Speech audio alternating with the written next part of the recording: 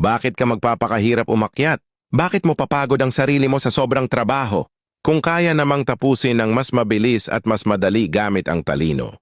Hayaan mong ipakita ko kung paano ginagawa ng mga eksperto. Mukha lang effortless, pero bakit nga ba magpapakahirap sa buhangin at semento? Gumamit lang ng pulley at isang kasama. Boom! Instant genius mode. Sino pa ang nangangailangan ng mamahaling tools kung may teamwork? Isa ang nag-aayos, dalawa ang nagtutulak ng semento. Perpekto, at may kasamang konting saya. Ang pagpipintura ng kisame? Nakakaboring. Pero ang pag-stamp ng perfect patterns gamit ang isang higanteng mop? Yan ang art na walang kahirap-hirap. Nagwawalis ng alikabok? Hindi na. Maglagay lang ng trash bag sa sahig at iswipe lahat doon. Mas malinis, mas mabilis, mas matalino. Kapag tinatanggal ang car cover, pahihirapan mo pa ba ang sarili mo? Mag-blow lang ng hangin sa ilalim at boom! Parang puffer jacket ng kotse. Mabigat ang ceiling panels? Hindi na.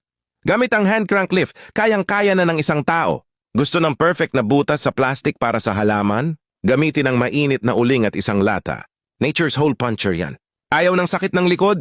Lagyan lang ng homemade slide ang mga water jug at kusa na silang bumababa. Magtrabaho ng mas matalino, hindi mas mahirap.